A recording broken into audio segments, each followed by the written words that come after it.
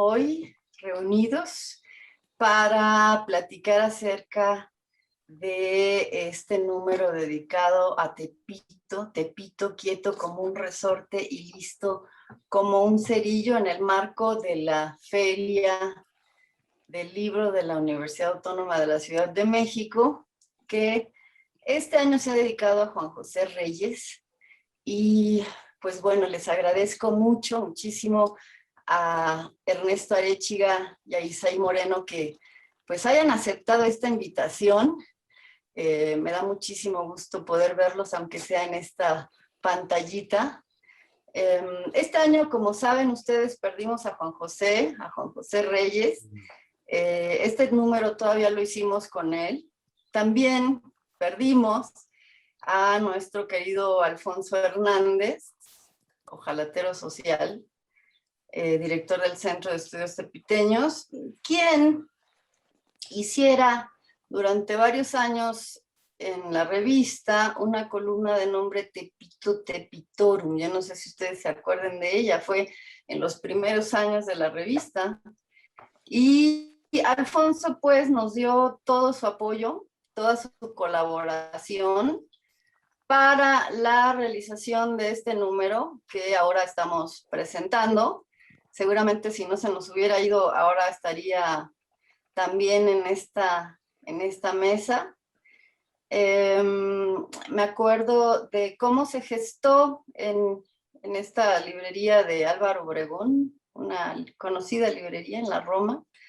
Ahí nos reunimos con Juan José, con José Ángel Leiva, también andaba por ahí, Alfonso Hernández, entre otras cosas, para platicar acerca de cómo haríamos posible este número de Tepito, que es el segundo, además, porque tenemos pues otro anterior, en el que yo creo que Ernesto Arechiga también colabora, y bueno, pues no faltan, no son suficientes, más bien 2 números de la revista Cultura Urbana para abarcar toda la complejidad de un barrio como Tepito, ¿no? Y como siempre ocurre cuando convocamos a colegas de Tepito, tuvimos una enorme respuesta por parte de diferentes escritores a quienes conocíamos, a varios de ellos ya los conocíamos desde que hicimos y a varios artistas visuales, algunos también que habían colaborado en el número anterior. Y bueno, pues quizá tuvimos esta enorme respuesta porque la actividad en el barrio de Tepito a nivel artístico, cultural, es muy intensa, hay muchos artistas. Y bueno, yo quisiera ya pues dar la palabra a mi querido Ernesto Arechiga, quien es un tepitólogo experto, historiador, uno de los académicos que han dedicado un amplio análisis al fenómeno tepiteño. Él es maestro en historia por el Centro de Estudios Históricos del Colegio de México, es profesor e investigador de tiempo completo en la UACM, y entre sus libros están Tepito, del antiguo barrio de indios al arrabal, 1868-1929. Te cedo la palabra, Ernesto. Pues muchísimas gracias, Rowena. Pues un gusto estar aquí compartiendo con Isaí, colega también muy querido, Ernesto, de la universidad, y bueno, pues con Rowena, extrañando muchísimo a Juan José, sin duda alguna, y a Alfonso Hernández, a quienes ya has mencionado, porque pues sí, estas muertes suyas nos han impactado muy fuertemente, ¿no? Y bueno, no solo, sino que pues es necesario nombrarlos, no solo porque pues los extrañamos y les rendimos este pequeñísimo homenaje, sencillo pero muy sentido, sino porque efectivamente ellos tejieron, junto contigo y otro grupo, ¿no?, muy importante aquí de escritores, este número que estamos presentando hoy, del número 71 de la revista Cultura Urbana, dedicado justamente a Tepito, ahora sí, en su totalidad.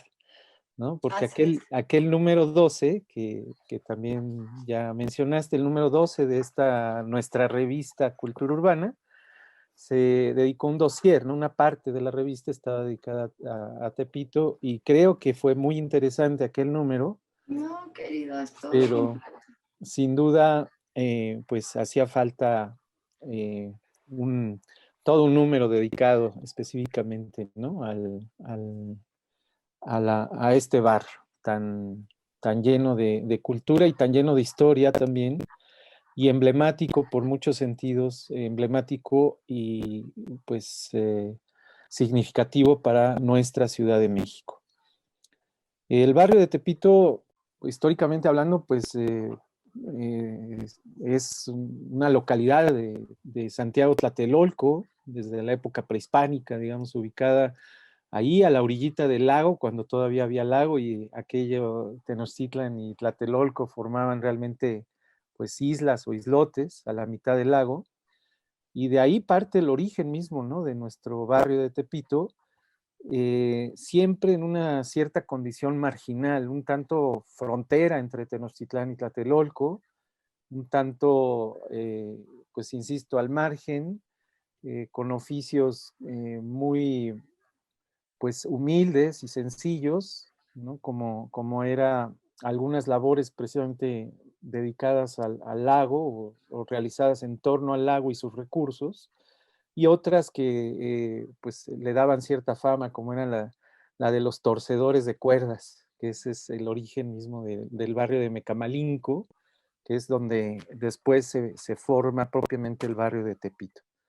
Ya durante la época colonial es que se adquiere propiamente este nombre, que conocemos hasta el día de hoy, San Francisco Tepito, con esta dedicatoria a San Francisco, el barrio, perdón, el santo de los pobres, el santo de los pequeños, ¿no? De los marginados precisamente, y no es una casualidad que en ese proceso de evangelización los frailes hayan escogido a San Francisco como la figura emblemática para darle nombre e identidad a este barrio, que fue un barrio de indios durante mucho tiempo, 3 siglos de la época colonial, y después, durante ya la etapa independiente, en teoría ya no debía ser o no era, pero vemos a los indios actuando todavía hasta 1868, actuando como grupo, como una identidad colectiva que se presenta ante las autoridades para demandar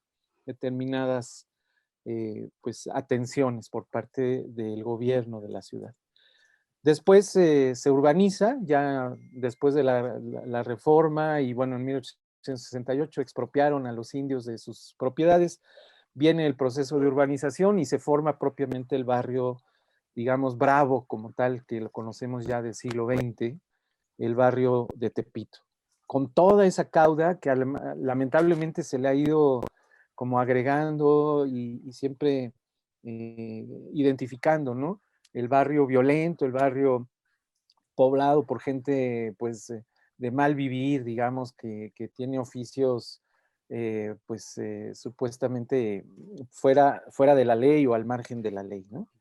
Lo que vemos con esta revista, estos dos números, y concretamente el 71, creo que justamente, y esto es un aporte fundamental de la revista, es mostrarnos un barrio que muy lejos de esa imagen tan estereotipada que se suele brindar, ¿no? De Tepito sobre todo en determinados medios de comunicación, que de cuando en cuando van y hacen ahí sus pequeñas incursiones para mostrar lo feo, lo malo y lo marginal de un barrio y bueno, de la Ciudad de México, ahí como siempre identificando a Tepito como ese lugar, pues eso, como refugio de malvivientes y de actividades delincuenciales, pues lo que observamos es una riqueza cultural tremenda, ¿no? Que está cifrada, y aquí solamente son algunos de los ejemplos que los autores eh, que participan en este número nos van mostrando,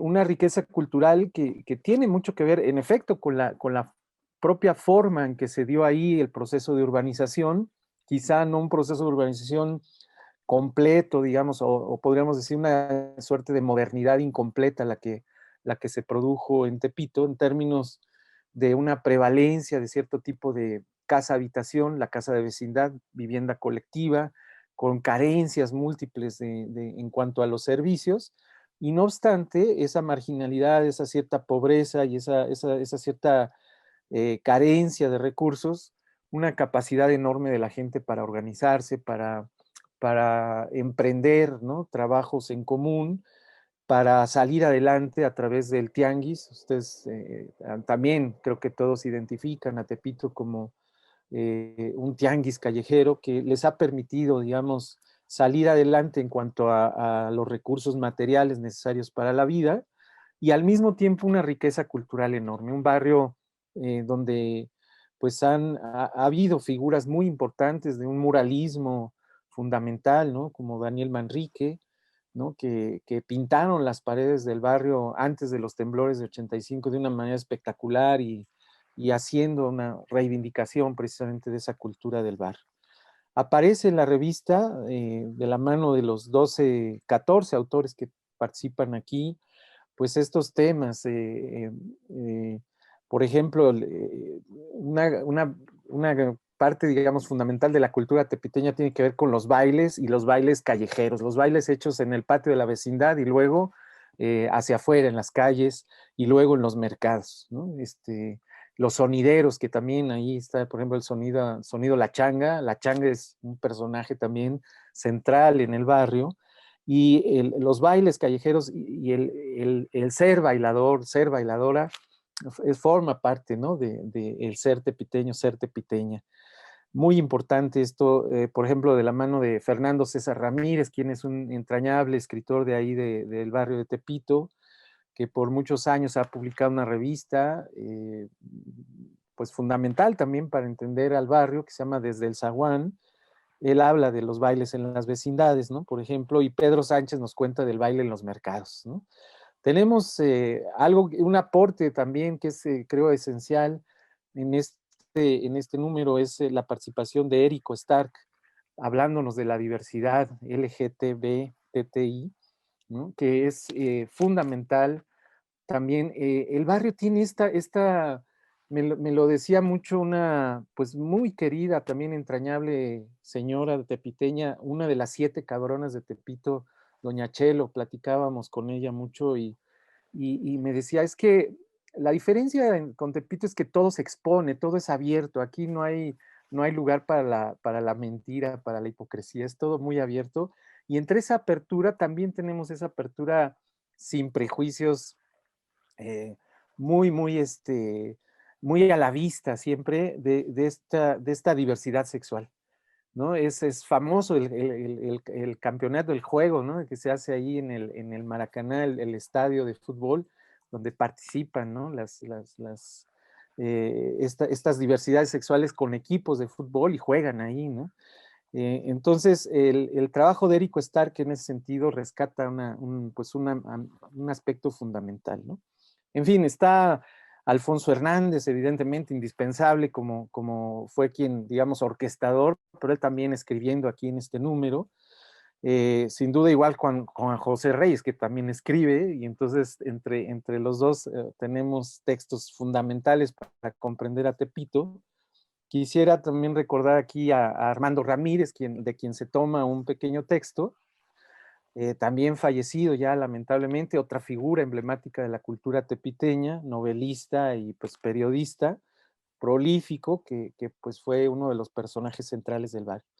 Aparece Mario López con grabados y con escritos. Mario es otra persona fundamental para entender lo que ocurre en un barrio así, y donde probablemente si nos dejamos llevar por esa imagen tan cerrada y estereotipada, no esperaríamos ver gente tan creativa como Mario, ¿no? Y Mario hace cosas pues hermosas en cuanto a sus grabados y sus escritos también siempre llenos de imaginación.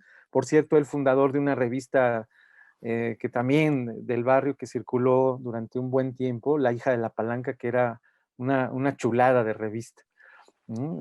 Me encantaba su trabajo. Luego, bueno, está el tema de los albures, que también, pues, de la mano igual, ahí sí, de Alfonso Hernández, junto con Lourdes Ruiz, otra de las 7 cabronas de Tepito, también lamentablemente ya fallecida, igual que Doña Chelo, a quienes pues también recordamos siempre con mucho cariño, y aquí, Rowena, tú le hiciste una semblanza y un pequeño homenaje, ¿no?, a Lourdes Ruiz. Y el diplomado en albures finos, pues ha sido también ya un esfuerzo continuado por recuperar un aspecto de la cultura del barrio, que no es exclusiva de Tepito, pero que ahí se da con mucha facilidad y se cultiva ampliamente este arte de los albures, ¿no? Y de los albures finos, que ese es el planteamiento fundamental en el texto que aquí comparten Roosevelt Navarro y Sofía Rodríguez para mostrarnos pues de qué se trata. Asimismo, las fotografías que acompañan, como siempre, Cultura Urbana preocupada por esta idea de integrar la imagen, ¿no? Aquí hay grabados y hay fotos, ya habíamos mencionado un poquito de los grabados, están los de Mario López, pero también se recuperan unos que hizo Alberto Beltrán para un libro precioso que se llama La vecindad en Tepito, ¿dónde quedaron mis recuerdos? Y que se recuperan aquí y quedan espléndidamente para ilustrar el número, ¿no? Junto con fotografías de Francisco Mata, del propio Alfonso Hernández, que también aporta fotografía, pero también Francisco Mata, quien hizo un libro también espectacular que se llama Tepito, Bravo el Barrio. Ahí invirtió en lugar del barrio Bravo, Bravo el Barrio, así como aplaudiéndolo, con imágenes espléndidas que aquí aparecen, algunas de ellas, ¿no? 18 fotos que ilustran hermosamente a los tepiteños y a las tepiteñas, me parece.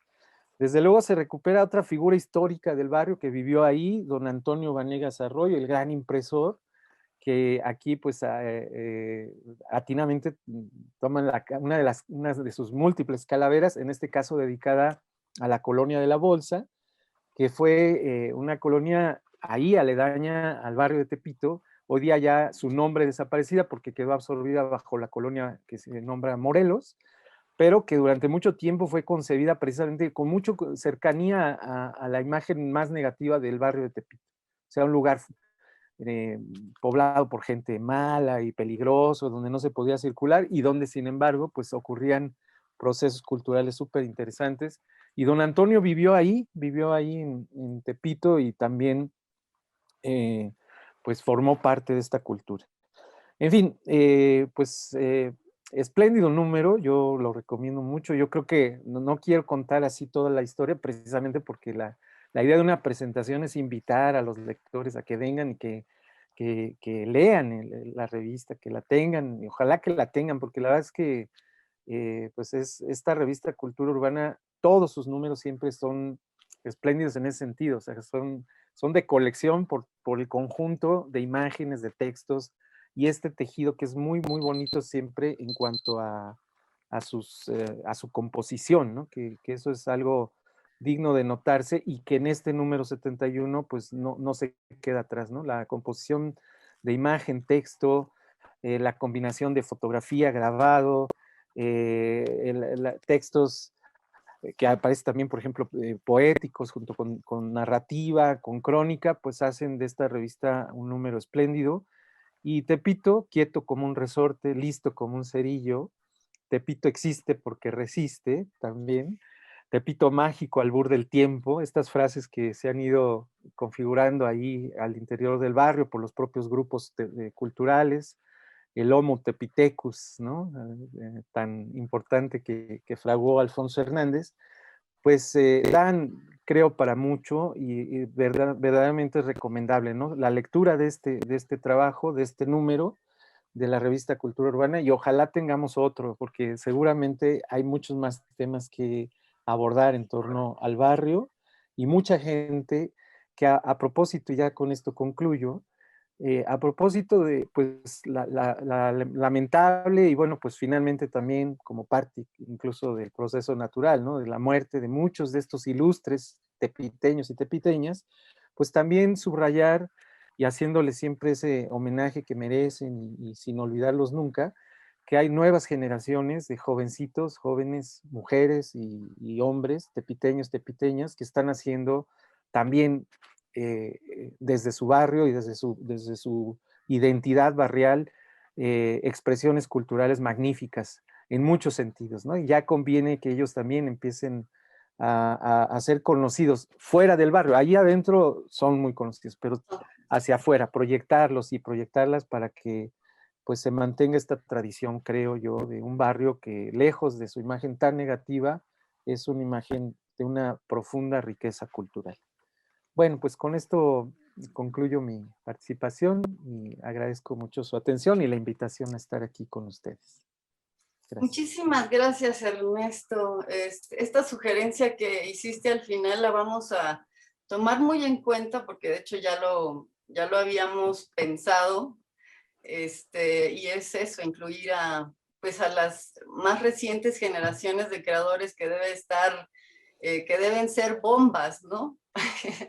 Definitivamente. Yo me quedé con ganas de preguntarte algo. Me da mucho gusto, pues, todo este entusiasmo que representa para ti Tepito, y bueno, también esta puntualidad con la que revisaste el número que hicimos con mucho cariño, como siempre.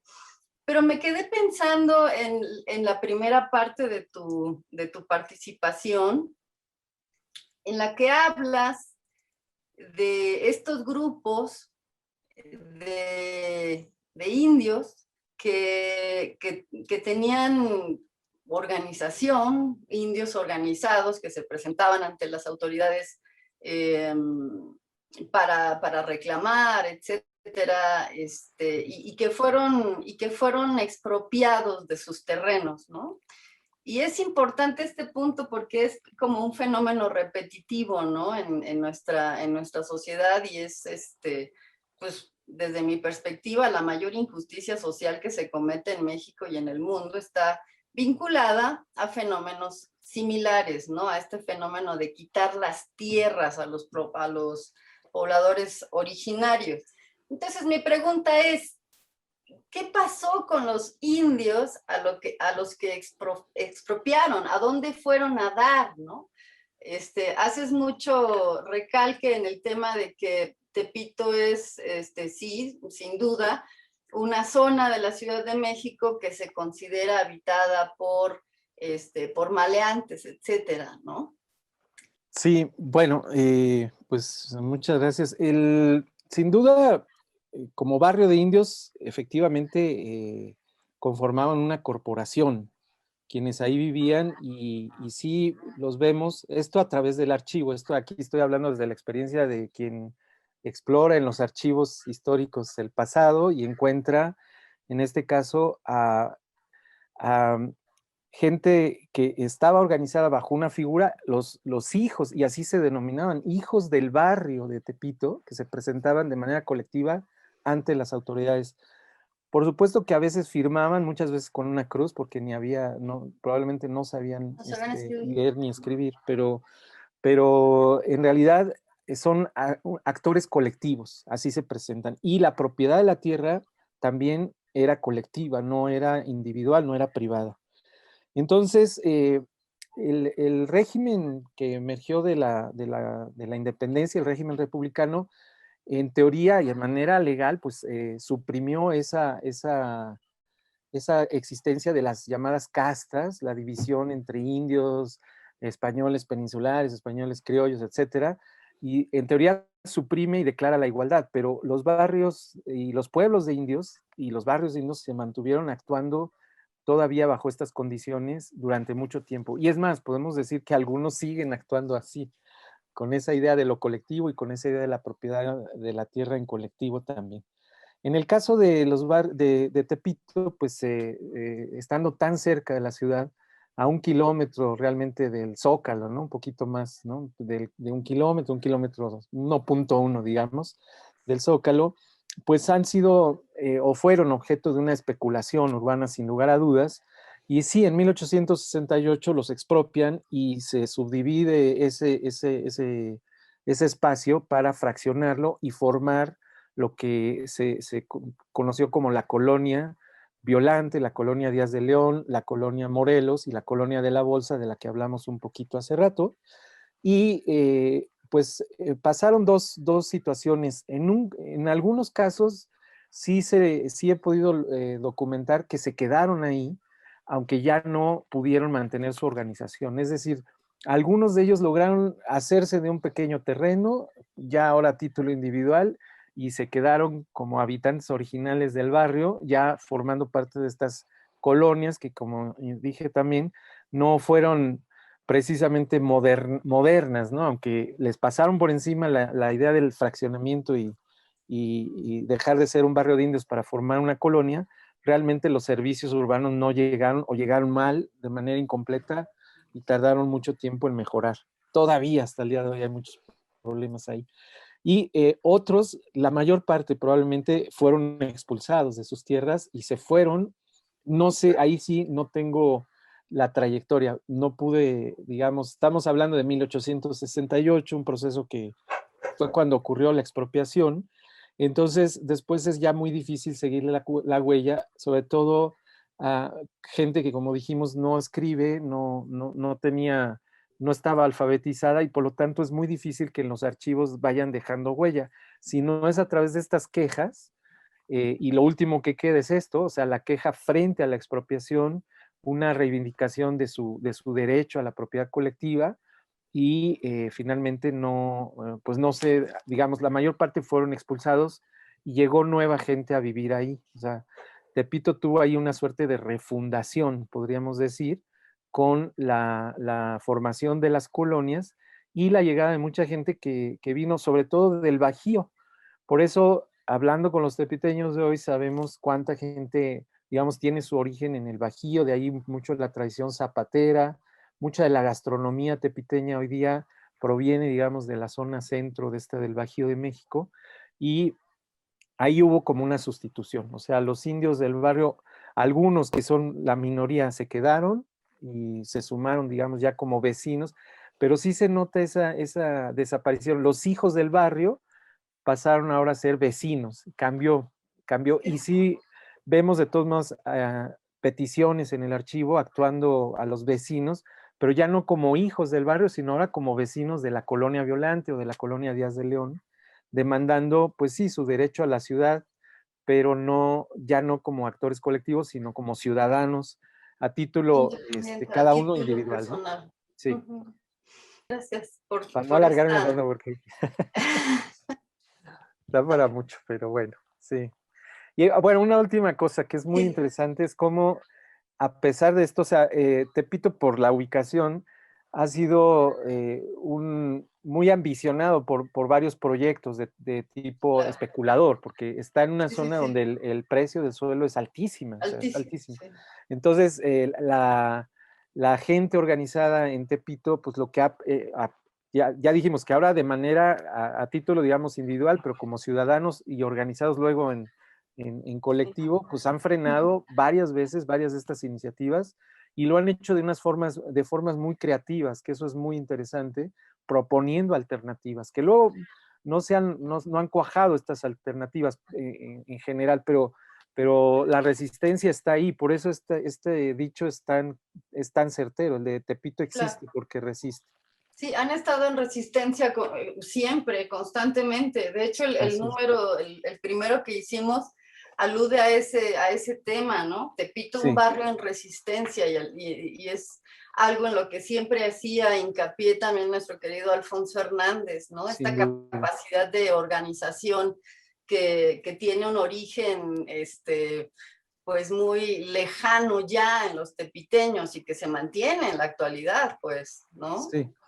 Sí, eso es muy interesante, como a pesar de esto que mencioné como una suerte de refundación del barrio hacia el último tercio del siglo XIX, la tradición esta se mantiene como la resistencia, Eso entre es, y así la será marginalidad siempre, y la resistencia. se Sí, seguirá manteniendo. yo creo que sí. Y bueno, pues muchísimas gracias, mi querido Ernesto. Yo quiero Ujú. darle la palabra a Isaí Moreno, que anda por aquí Muy con bien. nosotros, y pues él es un excelente escritor, muy, muy buen narrador, y bueno, pues nos va a dar su perspectiva acerca del barrio de Tepito y de este número que hicimos. Isaí Moreno Es autor de las novelas Pisot, con el cual obtuvo el premio Juan Rulfo a primera novela, Adicción, El suicidio de una mariposa. Él es además matemático, es doctor en matemáticas. Es profesor investigador en la carrera de creación literaria de la Universidad Autónoma de la Ciudad de México. Pertenece al Sistema Nacional de Creadores de Arte de México. Pues muchísimas gracias, querido Isaí, por aceptar esta invitación y pues te cedo la palabra. Gracias, Rowena. Ernesto, de nuevo te saludo y bueno, a Rowena no la había saludado en persona. Gracias por la invitación a la participación, a la lectura del número. Y bueno, también gracias por la confianza, porque no tengo esa erudición para el tema, ¿no? Como Ernesto, que wow, pues ya me di cuenta de todo el bagaje, ¿no? Que ha aportado, pero bueno, cuando hablaba dije, pues bueno, vamos a seguir escuchando a Ernesto, ¿no? Porque bueno, no creo que tenga mucho que aportar en ese respecto, pero bueno, bueno, yo comento de entrada que la lectura del número, que es magnífico, está magníficamente curado. Y yo no sabía del antecedente, ¿no? Del primer número que tiene, bueno, una parte dedicada a Tepito, ¿no? Un dossier o algo así. Creo que de entrada a mí me hizo, primero que nada, pues rememorar mi colonia originaria, que es la Romero Rubio, y que nada se diferencia, bueno, o no, al menos no mucho, de Tepito, ¿no? Claro que Tepito es como una zona cerrada, ¿verdad? De difícil acceso, por decirlo así, y tal cual, porque yo así lo he vivido. Y la otra colonia, mi colonia de origen, que tampoco es muy lejana, por cierto, del centro histórico, ¿verdad? Muy cercana a la central de autobuses Tapo, que se puede llegar caminando, por cierto, de un lugar al otro. Bueno, no sé por qué lo reviví un poco, ¿no? En esta cuestión de los bailes que también se dan, ¿no? Los sonidos que también tienen sus sonidos, la cuestión gastronómica, pero bueno, yo ya aprendí un montón de lo que dice Ernesto, ¿no? Yo no sabía esto del Bajío, ¿no? Yo también en algún momento me pregunté qué pasó con la gente originaria. Yo creo que también el terremoto del 85 tuvo que ver en la cuestión de los movimientos, porque bueno, era la zona en la que vivo, en la zona sur de la Ciudad de México, mucha gente a partir del terremoto se movió a esta zona, ¿no? Por ejemplo, Culhuacán, ¿no? Que también es una cuestión de barrios muy ancestral. En Culhuacán, cerca de donde habito, hay mucha gente que llegó de esa zona, hay gente que llegó de Bondojito y de barrios así, ¿no? En fin, yo creo que el terremoto también tuvo que ver, no sé si Ernesto en algún momento nos pueda comentar. A mí me estremeció mucho la lectura de Erico Stark, de ese texto así brutal, porque me reflejó, yo creo que mucho podemos decir de Tepito y hacer como un trasunto con la Ciudad de México, sin duda, o antes de F.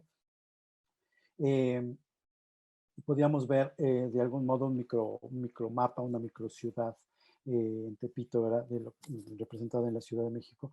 Pero yo creo que ya ahora, como, y sobre todo por lo que dice el texto de Erico Stark, pues de algún modo tenemos el reflejo del país, ¿no? Porque esta cuestión de este sitio tomado, ¿no? De este sitio que ya no les pertenece, incluso no sé si en algún momento hubo realmente una situación de pertenencia, ¿no? Con toda la cuestión de la ancestral vaya y después de la gente que ha llegado, etcétera. Pero yo siento que un poco define al país, ¿no? Este artículo y un poco el barrio, ¿no? Por estar nosotros, tener de algún modo ser dueños de nuestro suelo. Ya sabemos, ¿no? Todo este crimen que se ha adueñado de las zonas, este lugar donde no nos sospechamos, pero de pronto vemos negocios cerca de nuestro domicilio, pero tampoco para ir tan lejos cerca de nuestra universidad, digo, al menos Ernesto y yo que nos hemos topado ahí en San Lorenzo de Sonco, y vemos muchos negocios que en realidad son sitios de lavado de dinero y mil cosas así, ¿no? Son zonas tomadas en realidad. Entonces lo que dice Stark a mí me gustó mucho. También me estremeció mucho la cita de Roberto Saviano y me pareció, pero más que ejemplar, porque en ese pequeño epígrafe que toma de Saviano, que bueno, me parece que es de este libro famoso, ¿no? De Gomorra, no lo sé, pero me parece que sí es del libro pues también me recordó mucho, ¿no? A esa gran pues como novela, en realidad es un texto como novelado, Vargas Llosa hablaba de eso, y creo que eso se presta mucho, ¿no? Desde mi perspectiva, así como el número además fue, digamos, curado, pues se presta mucho a este género de la crónica, a este género fascinante, porque es, yo diría que el género totalizador del periodismo y posiblemente el más literario. Eh, mucho de lo que hay, ¿no? Esta invitación a los paseos, a los paseos del barrio, esta invitación, bueno, a la gastronómica, esta mirada del Homo Tepitecus que mencionaba perfectamente bien Ernesto, se presta mucho al género de la crónica. Pero yo lo estaba pensando también porque, pues le tuve curiosidad, yo no había leído la novela de Armando Ramírez, La Tepiteada, tenía curiosidad desde hace mucho, que publicó Océano, porque cuando él mencionó en entrevistas el proyecto que tenía, pues me interesó muchísimo por imaginarlo como esta cuestión la cuestión homérica, ¿no? De la Ilíada, la cuestión de lo épico, de esta como, un poco el que se toma un poco de ahí, ¿no? En la estructura dramática para crear su propia historia, pero me llama la atención porque la historia tiene también, esta historia de Armando Ramírez tiene también una suerte de estructura de crónica, ¿no? Así llevando digamos, como la estructura de un día a día en los personajes, pero muy en lo que era la crónica, digamos, tradicional, digamos. Y me gustó mucho esa recreación que hace, digo, fue una buena oportunidad. Y creo que, bueno, esto de que menciona Ernesto, mi primera experiencia que yo tuve yendo a Tepito fue de niño, me llevaron mis tíos, mi padre y dos tíos míos, fueron a comprar fayuca, y bueno, me pareció una experiencia muy, muy, muy loca, porque yo no sabía bien de qué se trataba el asunto y por qué era tan llamativo, ¿no? Que llegara mucha gente a la compra de la fayuca, ¿no? Eh, Posteriormente, alguien me explicó que hay, por cierto, uno de los textos que habla de esto, ¿no? Una especie de fayuca cultural, una fayuca sí, sí, cultural. Yo me enteré posteriormente, y esto también yo creo que se presta porque también retoma un poco de lo que dice Ernesto y de lo que está aquí en alguno de los grafitis que aparecen en las fotos de Francisco Mata, ¿no? De Tepito existe porque resiste. Eh, en algún momento en la zona justamente del Bajío, alguien me explicaba que ahí el término fayuca no tiene la connotación que tiene aquí en la ciudad o en la zona centro-sur, ¿no? Que es de cosas de contrabando, de baja factura, ¿no? De imitación, etcétera. Me dijeron que la fayuca, en realidad, bueno, al menos como lo ven en esa zona del centro-occidente o del Bajío y para el norte, tiene que ver con productos incluso de alta calidad que llegan a muy buen precio al país, vaya, ¿no? Entonces la gente cuando allá dice Fayuca, no piensa lo mismo que nosotros, ¿no? Y eso me llama la atención cuando leí el texto de aquí de la Fayuca Cultural, pensándolo en la cuestión de Tepito mismo, ¿no? Porque si lo vemos desde ahí, ya no en la connotación que se da en el texto de esta Fayuca, sino viéndolo como que puede tener en otros lugares y sobre todo por la gente que llegó de fuera, pues está padrísimo, ¿no? Y me gustó, pero yo no sabía que la mayoría de la gente, bueno, gran parte de la gente viene del Bajío, de la gente de Tepito. Pero bueno, pues pensar en esto, ¿no? Que la fayuca también es el acceso a otras cosas, ¿no? En este caso en el nivel cultural, a un tipo de cultura, digamos que original, vamos, ¿no? En ese sentido, ¿no? Como que se supone que nombran a la fayuca por allá, pero más fácil de conseguir, ¿no? Más fácil, de mayor acceso, ¿no? Pues la revista, el número de revista de cultura urbana, que pues de verdad yo desde hace un buen rato he seguido, y bueno, me daba mucho gusto cuando lo veía en los locales cerrados, ¿no? Ahorita pues creo que esto rompió muchas cosas y ni hemos ido a estos lugares, ¿no? Pero creo que muestra un fresco de muchísimas cosas. Este texto de Los Tepito también me gustó mucho. Eh, Creo que, bueno, esta cuestión de retomar esta mirada de cómo irse, o la invitación, ¿no? De irse al tour, pero también es como bonito, ¿no? Irse a perder, lo cual no se puede, por desgracia, ¿no? Lo que dice Alfonso Hernández, creo yo que en la vivencia real no sé si es tan posible, porque en mi última visita a Tepito fue justamente viendo a un amigo, yo estudiaba japonés en ese tiempo, y nos quedamos de ver en su casa, teníamos un examen difícil de esta lengua, y entonces me dijo, ven a mi casa y todo, yo te espero en tal lugar, y bueno, llegando a una parte de estos vecindarios que por eso me gustó mucho la cita Sabiano, ¿no? Son zonas así como cerradas, con gente que está vigilando, ¿no? A mí me lo pareció así. Yo dije, creo que no voy a salir vivo de aquí, ¿no? Yo ya me sentí en la mirada de la gente. Dije, ¿qué estoy haciendo aquí? Salió de pronto mi amigo y les dijo, así con me imagino que con una clave o algo, ¿no? Un salvoconducto. Les digo, no, él viene conmigo, no se preocupen, no sé qué. Y de inmediato bajaron la guardia todos los que estaban ahí, ¿no? Entonces, bueno, fue como muy interesante. No lo voy a olvidar cuando ya después salimos de ahí. La gente, por cierto, muy amable, muy cordial, pero tienes que llevar el salvoconducto, ¿no? A mí me lo pareció en estos vecindarios cerrados. Si no llevas el salvoconducto, quién sabe qué pueda significar, ¿no? Pero ya con el salvoconducto la gente fue extremadamente amable, creo que hasta memorable el trato. Y bueno, de ahí otra vez mi amigo me dijo, te tengo que llevar a la salida, porque si no, no se sabe, ¿no? Entonces fue un poco esa cosa que viví, pero que el número me hace ver un poco de toda esta, digamos, de todo este colorido, de esta asimetría, yo diría, ¿no? Porque sí es una suerte de asimetría por mucho de lo que Ernesto nos estaba mencionando. Y yo también creo, comulgo con lo que él dice en el sentido de esta, bueno, en general esta serie de fotos que vienen en color, ¿verdad? Y es una fotografía, un documental fotográfico espléndido, pues da fe de muchas cosas, ¿no? Porque, bueno, en Tepito vemos, bueno, las fotos nos muestran como lo hizo en su momento, este, Sebastián Salgado, ¿no? Hablaba de las fotos que tomaba en zonas muy marginadas y él buscaba como esta cuestión de la dignidad de lo humano, ¿no? Él siempre lo ha mencionado, ¿no? En su trabajo, que él busca mostrar, bueno, igual esas fotos que tiene de los tiraderos de basura, que por aquí hay una que un poco lo recuerda, justamente donde dice Tepito existe porque resiste, estas fotos que toma Saviano y dice, yo busco retratar la dignidad humana. A mí me encanta este trabajo de Francisco Mata, porque bueno, muestra un poco eso, ¿no? Muestra esos rostros muy humanos de la gente, esos rostros de la actividad del diario, de seres que efectivamente han resistido y están resistiendo y van a resistir durante mucho tiempo, ¿no? Eso no nos quepa la menor duda, ¿no? Bueno, yo creo que es un poco de lo que se puede decir. Y también algo que me llama la atención del texto, pero que también ya lo dijo muy bien Ernesto, que tiene que ver con la cuestión de la gentrificación, ¿no? Yo creo que esa gentrificación que menciona uno de los artículos, en los alrededores, pero que también se puede ver un poco en ciertas zonas de Tepito que yo he recorrido, un par de calles ya han sido objeto de esto.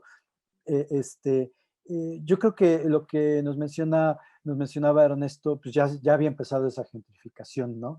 En esa forma de rehacer o de deshacer lo que ya existía en los pueblos originarios y después volverlo a este barrio bravo. Todo lo que ocurre en los alrededores, efectivamente, no es carísimo todo vivir por ahí, ¿no? Tener un departamento. Yo creo que hasta en la misma zona de Tepito debe ser muy, muy caro tener una propiedad ahora. Qué bueno que esa gente que se pudo hacer de sus terrenos, de sus inmuebles, pues lo logró en ese momento, ¿no? Porque ya para muchos de nosotros ya es imposible, al menos por esa zona, ¿no? Pero efectivamente es un suelo secuestrado de algún modo. Es un suelo al que pues sí uno desea acceder, ¿no? Creo, bueno, un poco haciendo la reminiscencia de mi colonia original, la Romero Rubio, también hay que ir con cuidado. También es un barrio muy, muy bravo. La gente de esa zona es también muy parecida, ¿no? Y así también la gente un poco lo dice, ¿no? Esta cuestión también del lenguaje que se da, que es una cuestión de floritura. Y lo quiero un poco aquí, bueno, invitar, ¿no? A los que ojeen la revista, que se hagan de su número, pues también pasar a leer esta semblanza al maestro Armando Ramírez y pues que le echen un ojo a la novela, ¿no? Y esto es porque en el libro, me acuerdo cuando le había leído algunas reseñas y ahora ya me hice del libro en Kindle, en Amazon Kindle, veo esta riqueza que, bueno, era muy dado también el maestro Ramírez, ¿verdad? Pero esta riqueza que sí la sabe expresar en lo literario, en la narración del drama humano, vamos a decirlo así, ¿verdad? Pero que lo sabe plasmar bastante bien, ¿no? Aquí, bueno, nomás les leo una frase porque lo tengo aquí el libro abierto. Dice, el cuarto es tu pozo, tu foso. Quieres remover tu mano derecha. La tienes sobre tus huevos. Siempre lo haces cuando te acurrucas. Ahora prefieres no moverte. No deseas emanar el olor que contiene tu cuerpo. Lástima, bien lo sabes. Es el olor del miedo refundido. El vil y culero miedo que te hace ligerito, ansioso, movido, despierto.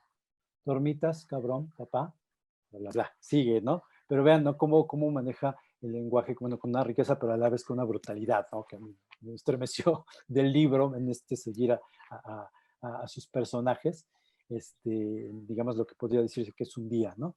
En la vida de estos personajes.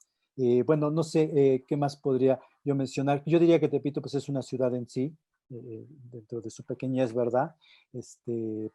No podemos pensar en Tepito, ¿verdad? Si no pensamos en el boxeo, en los boxeadores, ¿verdad? Sobre todo, bueno, porque bueno, últimamente los que nos han dado glorias nacionales, ¿verdad? Son de ahí, ¿verdad? Como Juan Manuel Márquez, etcétera. Y bueno, pues es también una cuestión de cultura que es como padre. Yo decía hace un momento, ¿no? Hablar de Tepito, hablar de esta cuestión en el sentido de la crónica, pero también hablarlo en el sentido de que mucho de lo de México sí lo vemos ahí y viceversa. Y es curioso porque la gente cuando dice box, en el mundo en general, y no solo en el país, yo digo en el mundo, cuando la gente piensa en boxeo, en boxeadores, de entrada piensa en México, no piensa en Inglaterra, donde viene ese deporte, no piensa en Estados Unidos, donde también hay muy buenos boxeadores, en Asia, etcétera. Siempre dicen México, país de boxeadores. ¿Por qué? No sé, antes a lo mejor pensaban en los toreros, pensaban en otras cuestiones, digamos, entre comillas, emblemáticas, pero bueno, eso es un hecho, ¿no? Y pues Tepito ha dado también mucho al respecto, ¿no? Entonces, bueno, creo que no solo es una ciudad, es un pequeño país, ¿no? Y bueno, pues es un poco lo que yo puedo aportar y bueno, aquí nos unimos a la plática. Pues muchas gracias, mi querido Isaí. Me llamaron la atención varias cosas de las que has comentado, y una de ellas es esto del salvoconducto, ¿no? Yo me acuerdo, porque tu anécdota me hizo pensar en otra mía, que fue precisamente con Alfonso Hernández, que estábamos pues muy entusiasmados porque íbamos a ir a sacar fotografías y quién sabe qué, y me dice, no, espérate, te tengo que acompañar, tienes que ir conmigo porque si te vas sola, quién sabe qué pase por ahí, ¿no? Entonces sí, hay como este papel pues de yo te doy la llave para que aquí mis camaradas pues se la lleven tranquila contigo, ¿no? También me llama mucho la atención esto que dices acerca de o sea, de las imágenes que buscan presentar la dignidad del trabajo de Tepito, ¿no? De la dignidad de lo que hacen sus habitantes, pues, y lo vemos desde el primer número, ¿no? Que hicimos. A mí me dan muchas ganas porque me da mucha nostalgia además de hablar también sobre este primer número que hicimos, ¿no? Que decía por ahí Ernesto que no era totalmente dedicado. Bueno, lo que pasa es que sí está completamente dedicado, pero no es exhaustivo. Hay como textos de otras cosas y todo esto. Y fíjense que por ahí en la realización de este número conocimos a un fotógrafo extraordinario que es Federico Gama. Lo conocimos en la Galería José María Velasco y ya después hicimos otro número con él, pero aquí colaboró con fotografías, también del archivo fotográfico del Centro de Estudios Tepiteño que dirigía Alfonso Hernández. Y bueno, imágenes de dos artistas que a mí me parecen fabulosos, que son Diego Cornejo y Mario López. Mario López también colaboró en este número más reciente, por ahí lo mencionó Ernesto. Yo le tengo muchísima admiración porque es dibujante, grabador, muy buen escritor también, ¿no? Bueno, Julián Ceballos Casco, que es pues toda una institución ahí en Tepito, y fotografías de Maya Godet. También me llama mucho la atención esto que platicas acerca de cómo conociste Tepito, ¿no? A mí me pasó exactamente lo mismo, porque mi papá era audiófilo. Y entonces iba a comprar sus aparatotes que ponía en la casa a Tepito, porque pues ahí se conseguían muy baratos y bien y de muy buena calidad también, ¿no? Porque esto que decías hace un rato llama la atención, porque en Tepito se pueden obtener cosas, pues sí, de calidad ahí medio segundona, pero también cosas de primera, ¿no? También, y bueno, pues los orígenes y etcétera, etcétera, de cada una de estas mercancías que se venden por millones y millones, pues no lo conocemos del todo, ¿verdad? Porque circula de todo por ahí en Tepito también. Y bueno, pues yo me pregunto cómo les estará yendo por allá a nuestros amigos de Tepito antes de la pandemia, pues ya se nos habían ido varios, como mencionó Ernesto, ¿no? Y bueno, pues ya como para cerrar, quisiera darle las gracias también pues a todos los que colaboraron en este número, a Erico Stark, a Fernando César Ramírez,